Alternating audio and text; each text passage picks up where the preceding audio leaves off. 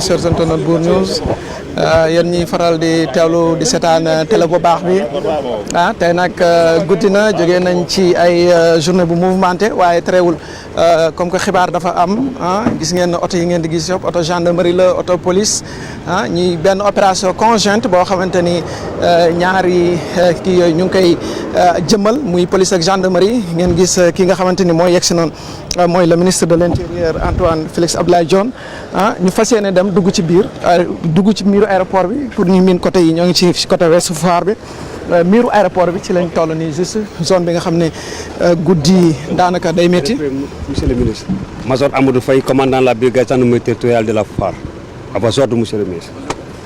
Bonjour, ça va très bien. Bien. Ça va, oui. On va visiter l'intérieur de l'aéroport. D'accord. ngeen dégg ministre bi yegsi na commandant bi présenté wu na ñoo ngi nii di dugg ci biir nga xamante ni mooy foire bi ngeen gis gendarmerie police ñoom ñëpp taxaw def dispositif bu am solo ñu ngi dugg ci aéroport bi pour yi nga xaw a miin ñoo ngi ci miiru foire bi miiru aéroport bi nga xamante ni moo taxaaloog Ouest Foire ñoo ngi nii di dugg ak ndak bokk taskati xibaar yi ñoo dugg noonu. À l'intérieur avec monsieur le ministre voilà.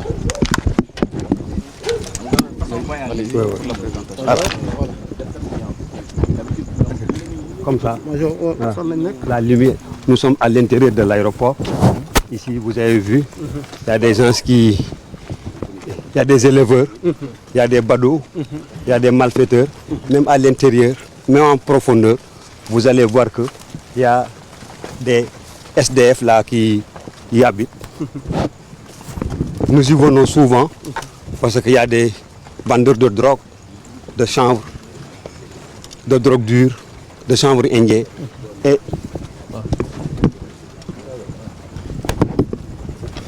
autres. Attention, il y a des labyrinthes. Vous avez vu. C'est des terrains qui sont en phase de morcellement, de viabilisation. Mais ce n'est pas encore terminé. Et il y a les badauds, les malfaiteurs là, qui ont élu domicile. Vous avez vu. Lieu de refuge. Même à l'intérieur, si on continue, à l'intérieur. C'est bon? Voilà. Oui, allez, oui. Voilà. Même à l'intérieur, si on continue, on verra qu'il y a des malfaiteurs là qui ont élu domicile ici. Ils sortent le plus souvent la nuit et ils investissent le quartier de Ouest Foire. Ils commettent des cambriolages, des agressions. Chaque jour, on nous appelle pour nous signaler, presque la plupart du temps, on nous appelle pour nous signaler des cas de cambriolage et d'agression. Mais à chaque fois, ils quittent ce lieu, ils investissent les habitations et ils retournent à l'intérieur. Okay. Voilà. Bon, maintenant, concrètement, aujourd'hui, qu'est-ce qui va se passer? Donc, vous allez faire une opération pour essayer d'appréhender toutes les personnes qui sont dans une illégalité, mais aussi veiller à ce qu'il n'y ait plus personne ici. C'est bien ça l'objectif. Exactement. Voilà. Exactement. Ouais. On le fait chaque jour. C'est le quotidien. C'est notre quotidien. Nous le faisons chaque jour. Et le commandement nous ordonne d'y venir souvent et de le faire. Oui, mais aussi il y a quand même peut-être des innovations à apporter. Parce qu'en réalité, quand on fait des choses, après, on les évalue. Et dans tous les cas, si on se rend compte que c'est aux mêmes endroits qu'on retrouve les mêmes personnes, il faut faire en sorte qu'elles ne se réinstallent plus à ces endroits-là. Soit on les occupe ou bien en rapport avec les autres autorités. De toute façon, ça, on verra ça à un autre niveau. Mais ce qui est important et ce qui est d'ailleurs nécessaire, c'est faire en sorte que quand on fait une opération, pour l'avenir, éviter que les mêmes effets produisant les mêmes causes, que les personnes-là se réinstallent sur le même site. Mais ça, on verra ça à un autre niveau. En fait, avec votre permission, monsieur le ministre, c'est une zone qui tend à devenir un refuge des bandits. Parce que dans les quartiers jadis réputés paisibles comme Yoff, on a des agressions maintenant. Depuis que l'aéroport a été transféré à Diass, cette zone tend à devenir une zone de non-droit. Donc dans le cadre de la surveillance générale, nous menons très régulièrement des opérations de sécurisation Et j'avais ordonné au commandant de compagnie donc, de faire un rapport adressé à l'autorité administrative pour que cette dernière donc, envisage des opérations de déguerpissement. Donc on a failli le faire il y a 2 mois, un peu moins. Donc, mais ça a coïncidé avec ce week-end où il y avait une forte pluie. On était tous engagés dans le plan Orsec. C'est ce qui a fait que ça a été reporté. C'est justement le sens de ce que je disais tout à l'heure, sans entrer dans les détails. Voilà. Mais dans tous les cas, l'objectif, quand on démantèle, c'est éviter que ça se reconstitue. Que les gens se réinstallent. C'est ça, exactement. Voilà. Ouais. Ça, il faudra y veiller particulièrement. Très bien. Ok, parfait. Ouais.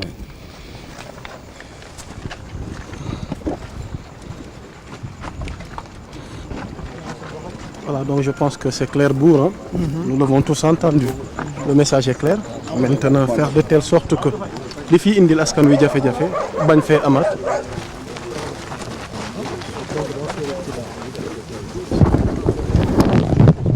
waaw chers internautes Bour News ni ngeen koy seetaanee en direct sur la télé des grands événements noonu la am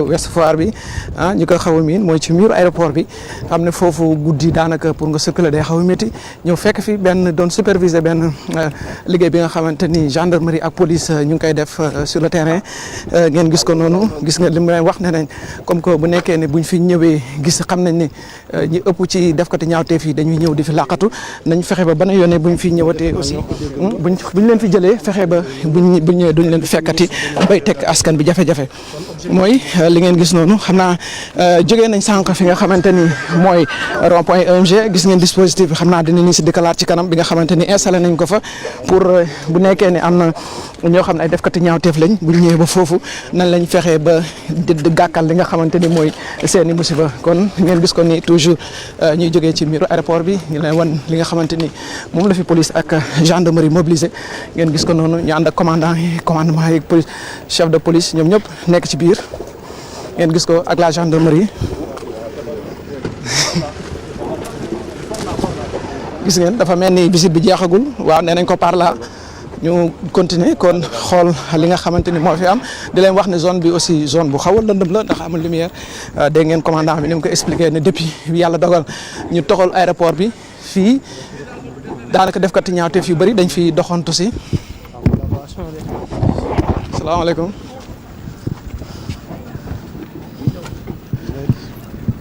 waaw fii nag si yaa Moussa on est dans une autre partie ñu ngi ci beneen boor. ci mission bi ñu ànd ak ministre de l'intérieur. effectivement donc mission conjointe la ñu ànd kook gendarmerie ak li nga xamante mooy police nationale. ay sapeurs yi tamit ñu ngi fi. donc li ñu bëgg a fexe daal buur mooy zone bi ngay woon gars yi image yi noonu. mu doy waar lool oto yi bëri fi lool mais. au-delà de lëndëm gi mooy zone de refuge la. bandi defkatu ñaawte fii dañ fiy faral di làkkatu di lor askan wi donc buur image yaa ngi noonu ay épave daanaka lii xëy na ministre nee na dinañ ci wut pexe saafara ko. voilà kon ñu delluwaat voilà.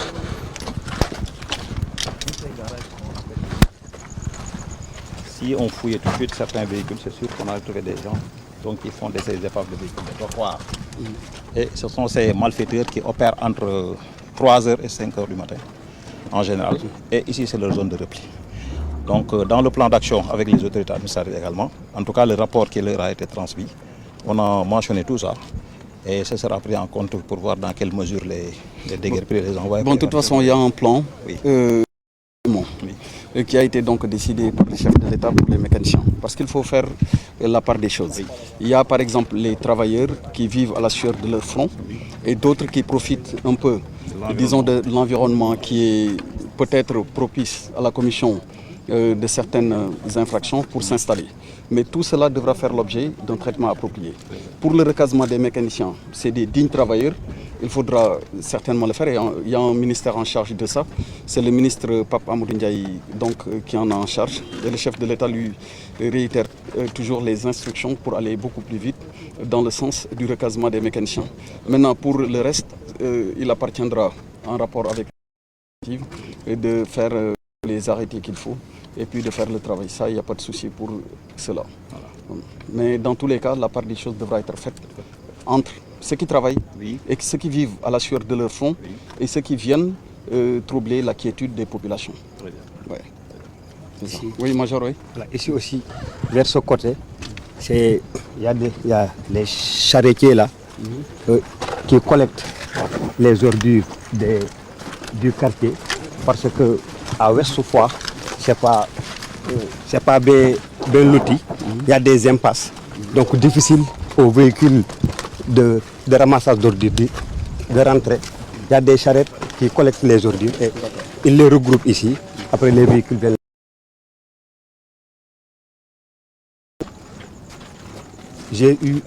On nous a eu à alerter à 2 reprises de découverte de corps, de bébés, voilà, de corps. D'accord. Ouais. Mais c'est très bien. Ouais. Mais l'essentiel, c'est de veiller dans le cadre de la coordination à ce qui est en train d'être fait à un autre niveau se passe très bien. Très bien. Voilà. Parfait. C'est bien, il faut le faire sortir. Ouais. D'accord. Ouais, on continue, on sort vers le pont de Voilà, defe naa le message est clair hein. Bour on va procéder à un démantèlement maanaam recasement d'abord des mécaniciens fexe ba ràññee ñi fi xëy di fi daan seen doole te mécanique tax leen a jóg ak ñi nga xamante ne naka sudul noonu donc ministre leeral na ko un plan a été déjà fait donc xëy na du ñàkk fi lekk ay fan ñu daal di procéder ci maanaam yeesal bërëb bi mu mel ni mu war a mel ñu ràññee bërëbu liggéeykaay mécanique ak ràññee dëkkuwaay nit ñi parce que tamit y a de dignes citoyens yi fi nekk mënuñu ñàkk seen sueur amal li ñu am ba noppi ay samba boy bëgg leen ko yàqal waaye dégg nga li ñu leeral lu ne dinañ ko fi fekk buur sax maanaam encore xam na nit ku. direct sur Bour News la télé des grands waaw merci beaucoup nee na soldat de léegi xibaar yi werte wóor yi Bour News mooy noonu ñooy ni xam naa ci kanam tuuti ñu ban oto lañ yéegoon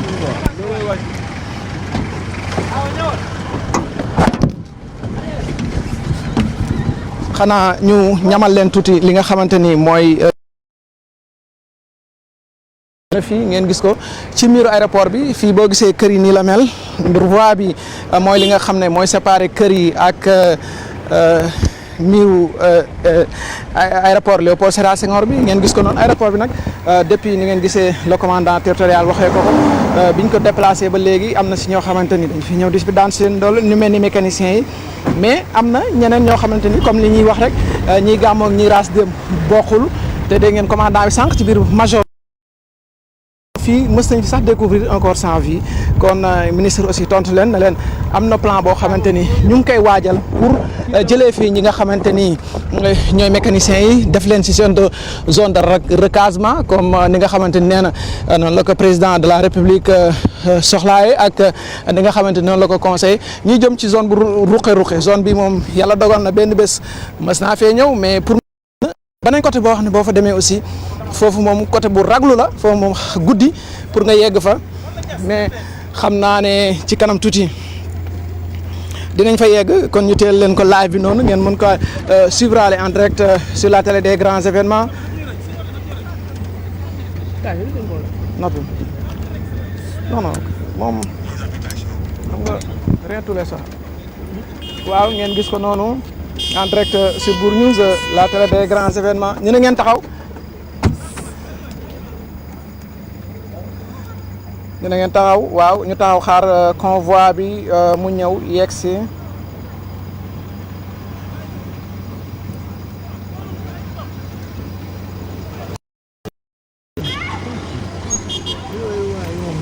ngeen gis ko noonu ñoo ngi fii ci miiru aéroport bi toujours fii gis ngeen ni ngeen ko gisee genre quartier yi nii la mel daanaka nii la bindoo ngeen gis ko dëkkuwaay yu xaw a doy waar yu xaw a yéeme ndax fi nga xamante ni mooy genre quartier flottant la noonu la ko tubaab bi tuddee maanaam genre quartier flottant la ci biir dëkk bi la nekk waaye dafa am espace yoo xamante ni c'est inoccupé fi nga xamante ni kenn dëkkagu fi pour le moment mais léegi nag terrain nu yooyu la nit ñi ñëw dëkk ñenn ñi def ci ay mécaniciens def ci mécaniciens yi ñëw def ko place ngeen comme ni ngeen koy gisee nii ci image yi en direct sur Bour News la télé des grands événements mooy le soldat de l'information di ngeen déggee ministre waxee ko noonu mooy télé bu baax bi ñoo ngi fii gis ngeen lii yëpp ci miiru aéroport bi la gis ngeen lii yëpp ay épave la ngeen koy gisee nii xam ngeen nag ñu fàttali leen li ko waral mooy gis ngeen ne dëkk bi fan yi dafa bëri ay yëngu-yëngu dégg ngeen fi cas d'agression bu nekk te nit ñi li si ëpp ñenn ñi ci oto la ñuy yéeg ñi génnee balu fetal lu nekk ngeen koy dégg.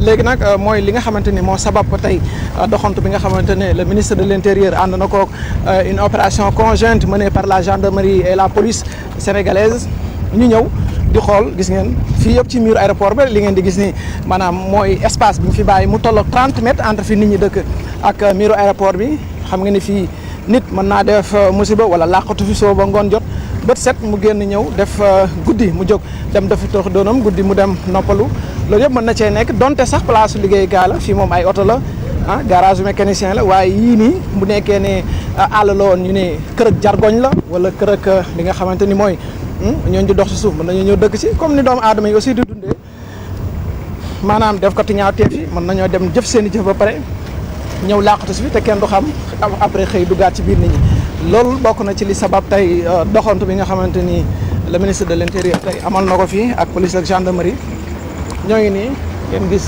convoi bi ñu def bu am solo ñu leen fàttali ne njëkk nañ jaar fi nga xamante ni mooy rond point EMG ngeen gis foofu aussi dispositif bi nga xamante ni police ak gendarmerie amal def na ko fa muy dispositif bu am solo waa fii nii laa leen di wax fii moom xamoon naa ne ñàkkul ne waroon nañ fi mën a dugg ñu rien que pour demal noonu lañ jaar rien que pour visiter leen ko ngeen xool xam ne ay dëkkuwaay yu kéemtaane moo fa nekk kon ñoo ngi nii di duggaat ci dëkk bi xam naa dañ leen di jox rendez-vous rek ñàkkul ne bu ñu génnee ba Yoff xam naa bi mooy deuxième étape tournée bi ñàkkul ne am na troisième étape lu ci mënti am rek restez connectés sur Bour News la télé des grands événements télé bi xew si jamono mu wan leen lépp lu wér gis ngeen guddi gi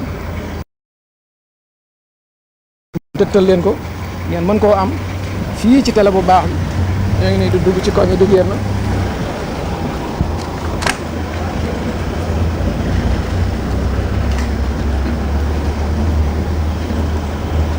ñoo ngi ba tey Ouest Foire nar a génnee Yoff ñu dem bu nekkee ne rond point Yoff wala li ni mel am na benn dispositif gendarmerie ñàkkul wala police bu nekkee fekk nañ ko fa su dee ministre taxaw na ñu taxaw dañuy xool yan xibaar lañ leen mën a taataaneel foofu bu nekkee ne amul aussi demaat ci beneen étape ñëwaat laa leen ko jox leen ko li nga xamante ni noonu la fa amee nañ fa fekk ci police ak gendarmerie nan la ñuy expliquer situation bi ki nga xam ne mooy Antoine Diome aussi le ministre de l'intérieur ban décision wala ban suggestion la leen di wax gis ngeen ba tey lii yëpp ci la bokk ñoo ngi nii yegg si nañ Yoff ci rond point bi ba xam moom it yan décision wala yan instruction lay joxe ci nga xamante ni mooy police ak gendarmerie lëkkaloo bi ñu lëkkaloo di liggéey jël nañ ko ci ay décision